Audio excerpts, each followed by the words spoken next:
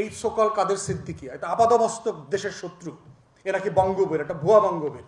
বঙ্গবীর তো ওসমানী, একটা নির্লজ্জ লোক যে নিজে একটা রাষ্ট্রীয় উপাধি নিজেরই দিয়া বলতেছে আমি বঙ্গবীর। জিয়াউর রহমানের ব্যাপারে দেখেন যে রাষ্ট্র তৈরি হয় শত্রু সাপেক্ষে, বন্ধু সাপেক্ষে রাষ্ট্র হয় না। এই যে আমাদেরকে আওয়ামী লীগ প্রচুর বলতো না বন্ধু রাষ্ট্র বন্ধু রাষ্ট্র। বন্ধু রাষ্ট্র যদি হয় তাহলে প্রত্যেক রাষ্ট্র তার বন্ধু রাষ্ট্রের বর্ডার তৈরি করে কেন, বেড়া দেয় কেন? বন্ধুর বাড়ি থেকে কেউ বেড়া দেয়? যদি বন্ধু হয় দুই বন্ধুর বাড়ি থেকে কেউ সীমান্ত রক্ষী রাখে, পাহারাদার রাখে, দারোয়ান রাখে? দুই বন্ধুর বাড়ি থেকে কেউ ইলেকট্রিক তার তৈরি করে মানুষ হত্যা করে? দুই বন্ধুর বাড়ি থেকে অস্ত্র দিয়ে একজন আরেকজনকে খুন করে, মারে? তাহলে রাষ্ট্র কখনো বন্ধু সাপেক্ষে হয় না পৃথিবীতে, রাষ্ট্র হয় শত্রু সাপেক্ষে। এবং শত্রু সাপেক্ষে রাষ্ট্র হয় বলেই রাষ্ট্রের সভরেন্টি রক্ষা করবার জন্য সীমান্তে তার দিতে হয়, সীমান্তে পাহারাদার বসাইতে হয়, ওই পাহারাদারদের হাতে অস্ত্র দিতে হয়। অতএব সেই শত্রু সাপেক্ষের রাষ্ট্রের রাজনীতি হচ্ছে জিয়াউর রহমান ধারণ করেছেন। কিভাবে ধারণ করেছেন দেখেন।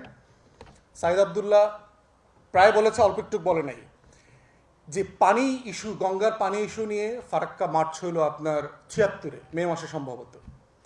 ওই বছর কিন্তু জিয়াউর রহমান জাতিসংঘে গিয়ে ইন্টারন্যাশনাল ফোরামে for the first time Ganga issue raise করেছেন, despite Indian opposition. India seriously oppose করেছে এটার ব্যাপারে, তারপরে উনি ইন্টারন্যাশনাল ফোরামে এটা তুলেছেন। এবং তোলার কারণে যেটা হয়েছে, পরের বছর ভারত চুক্তি করতে বাধ্য করছে on the terms of Bangladesh, বাংলাদেশের শর্তে ভারতকে পানি চুক্তি করতে হয়েছে, গ্যারান্টি ক্লোজ সহকারে, যেটা আওয়ামী লীগও করতে পারে নাই বন্ধু রাষ্ট্র থাকার পরেও। জিয়াউর রহমান পারছে। জিয়াউর রহমানের রাজনীতি কি দেখেন। রোহিঙ্গাদের ইনফ্লাক্স হইল আপনার ৭৭-এ, ওখানে আরাকানে ক্র্যাকডাউন হয়েছে, লক্ষ লক্ষ রোহিঙ্গারা চলে আসছে এখানে, এই ১৭ সালের মতো আর কি, বহুবার হয়েছে।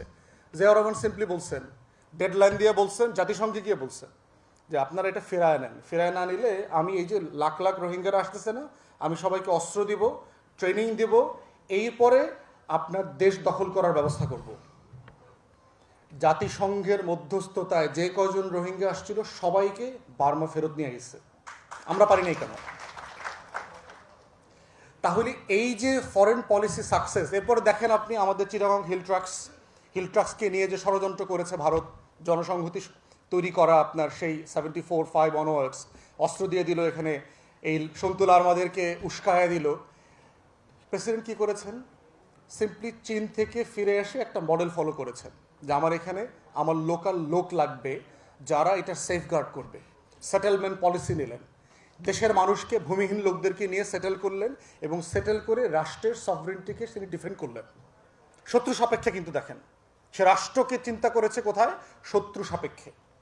ওই সময় ৭৯, ৮০, ৮১-তে যারা মিলিটারি অফিসার ছিল তাদের সাথে যদি কথা বলেন আপনি দেখবেন Ziaur Rahman for the first time বাংলাদেশকে যদি কোনো শত্রু রাষ্ট্র আঘাত করে, আমরা কি আমার ভূখণ্ডে তার সাথে যুদ্ধ করব না আমার ভূখণ্ডের বাইরে গিয়ে তার সাথে যুদ্ধ করব, এইরকম একটা মহড়া দিয়েছেন।